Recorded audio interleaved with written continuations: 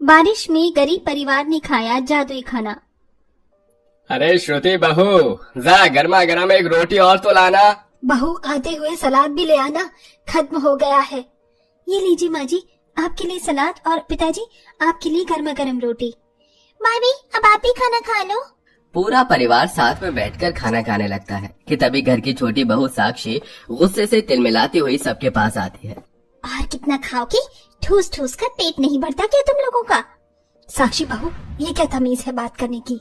मुझ पर चिल्लाने की भूल मत करिए माँ जी। ये सब जो आप लजीज लजीज खाना खा रहे हैं ना, ये सब कुछ मेरे पति की कमाई का है, समझे आप लोग? खुद का बड़ा बेटा तो लाचारों की तरह बिस्तर पर पड़ा है और मेरे पति की कमाई के पैसे की खाना खाकर मुझे ही आंखें दिखा रहे हैं। बस बहुत खा लिया ये सब, यहाँ से अब जाओ। श्रुति के पति समर्थ को कुछ महीनों पहले हार्ट अटैक आया था, जिसके चलते समर्थ की हालत काफी खराब रहती है और अब बिजनेस की भाग दौड़ समर्थ के छोटे भाई अरमान के हाथों में आ जाती है, जिसके चलते अरमान की पत्नी साक्षी घर में सभी पर अपने पति की कमाई का धौंस जमाने लगती है। लेकिन तभी भाभी भूलिए मत, वो आपके पति से पहले मेरे भाई और इस घर के बेटे हैं, समझिए आप? जितना उनकी कमाई पर हक आपका है उतना ही हमारा भी हक है। भूमि का जवाब सुनकर साक्षी का मुंह बन जाता है, जिसके बाद अब साक्षी गुस्से में अपने पति अरमान के पास जाती है और उसे परिवार के खिलाफ भड़काने लगती है। अभी भी वक्त है, इन सबको घर से निकाल दो। तुम्हारी ही पैसों पर ऐश करके तुम्हारी पीठ पीछे बुराई करते हैं। अरमान काफी आसानी से साक्षी की बातों में आ जाता है और बिना कुछ सोचे समझे अपने पूरे परिवार को धक्के मारकर घर से बाहर निकाल देता है और देखते ही देखते ऐसे ही बारिश के मौसम में पूरा परिवार बेघर हो जाता है। मैं तो सोच भी नहीं सकती थी कि हमारा अरमान हमारे साथ ऐसा करेगा। हमें लगता है हमारी ही परवरिश में कोई कमी रह गई थी, जो आज हमारे साथ ये सब कुछ हो रहा है। माँ जी, पिताजी, आप लोग संभालिए अपने आप को। देखिए मौसम कितना खराब हो रहा है। बारिश होने से पहले हमें जल्द से जल्द सर छुपाने के लिए कोई ठिकाना ढूंढना होगा। वीरेंद्र सार्थक को संभालता है और अब पूरा परिवार सिर छुपाने के लिए इधर से उधर भटक रहा होता है। काफी दूर चलने पर उन्हें एक जंगल के पास एक छोटी सी झोपड़ी दिखाई देती है, जिसे देख सभी लोग अब बारिश से बचने के लिए उस झोपड़ी में चले जाते हैं। माँ, ये कैसी जगह है? हम लोग यहाँ क्या कर रहे हैं? मुझे तो यहाँ से काफी बदबू भी आ रही है, मुझे यहाँ नहीं रहना।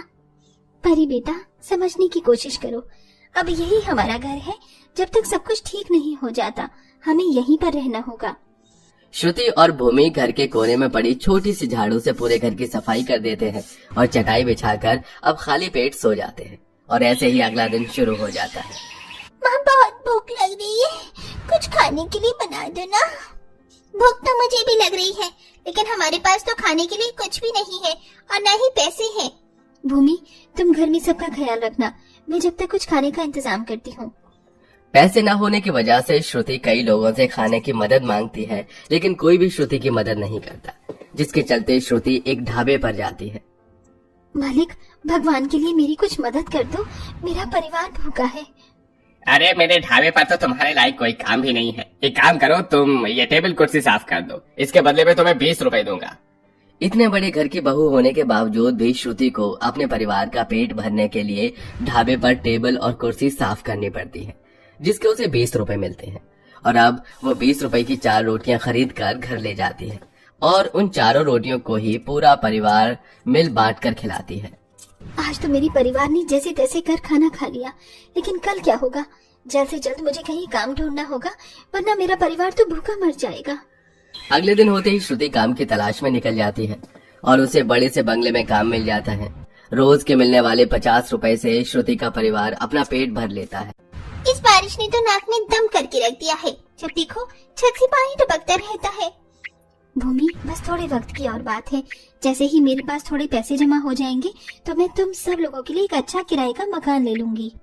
इतना कहकर श्रुति काम पर जा रही होती है कि तभी माँ, कितना अच्छा बारिश का मौसम हो रहा है ना। अब पहले मेरे लिए बारिश के मौसम में कितनी सारी पकौड़ी बनाती थी, लेकिन अब नहीं बनाती। मेरा पकौड़े खाने का काफी मन कर रहा है माँ। अपनी बेटी को पकौड़े के लिए तरसता देख श्रुति को काफी दुख होता है, जिसके बाद श्रुति अपने काम पर आ जाती है और आज बारिश होने की वजह से श्रुति की मालकिन उसे पकौड़े बनवाती है। जानती हूँ चोरी करना पाप है, लेकिन ये चोरी मैं अपने फायदे के लिए नहीं बल्कि अपनी बेटी का पेट भरने के लिए कर रही हूँ। श्रुति उन पकौड़ों में से थोड़ा सा पकौड़े उठाकर अपनी साड़ी में छुपा लेती है, लेकिन तभी वहाँ उसकी मालकिन आ जाती है और उसे ये सब करते हुए देख लेती है। तुझ गरीब पर मैंने भरोसा करके काम पर रखा और तू मेरे ही घर में चोरी कर रही है। नहीं मालकिन, मैं चोरी नहीं कर रही, बस अपनी बेटी का पेट भरने के लिए थोड़े से पकौड़े लिए थे। श्रुति की मालकिन उसकी एक नहीं सुनती और धक्के मारकर उसे घर से निकाल देती है, जिसके बाद श्रुति कई जगह पर काम ढूंढती है, लेकिन उसे कहीं पर भी काम नहीं मिलता। और अब बारिश में श्रुति का परिवार भूख से तड़प रहा होता है। माँ जी संभालिए खुद को, सुबह से आप उल्टी पर उल्टी करे जा रही हैं। ये सब भूखे पेट रहने का नतीजा है। मुझे माफ कर दीजिए, मैं आप सब लोगों का ठीक से पेट तक नहीं भर पा रही हूँ। भला इसमें तेरी क्या गलती है बहू? ये तो हमारी किस्मत है जो हमारे साथ ऐसा हो रहा है।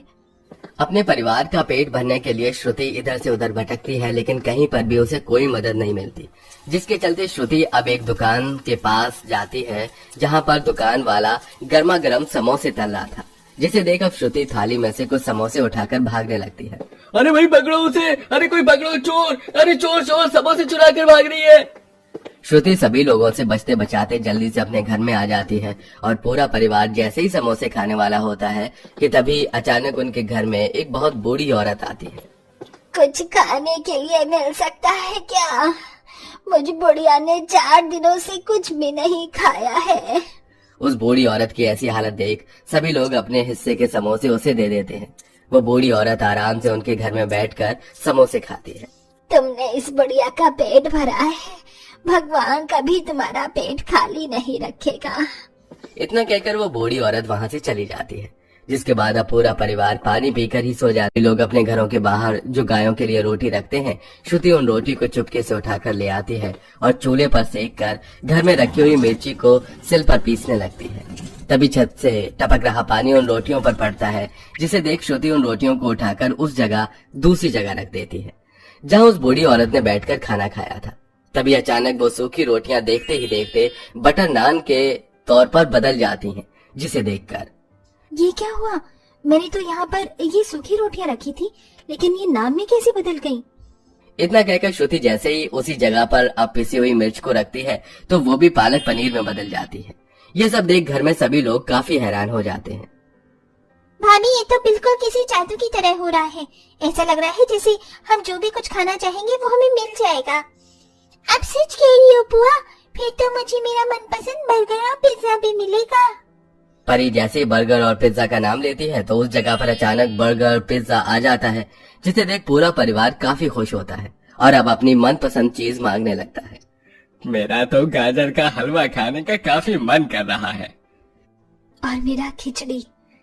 मुझे तो कब से नूडल्स की याद आ रही थी।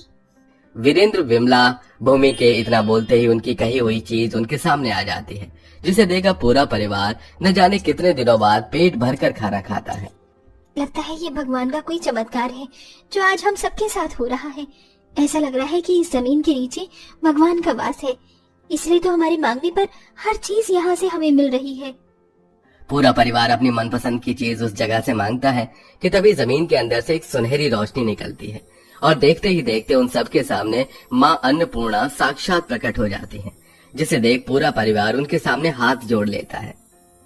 तुम सभी को मेरे सामने हाथ जोड़ने की कोई आवश्यकता नहीं है। यही तो तुम सबके अच्छे कर्मों का ही फल था।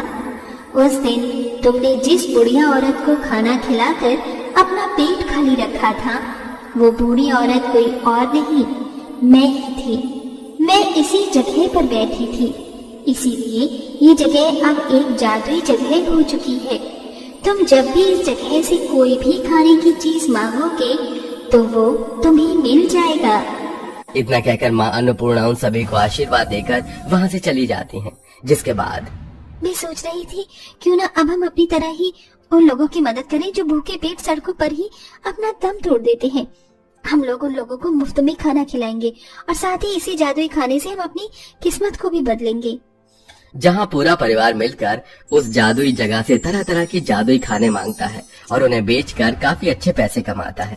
वहीं श्रुति उन जादुई खाने से गरीब लोगों को पेट भरकर उनकी मदद करती है, जिसके चलते गरीबों की दुआ और भगवान के आशीर्वाद से जल्दी उन सबकी उजड़ी हुई किस्मत भी चमक उठती है।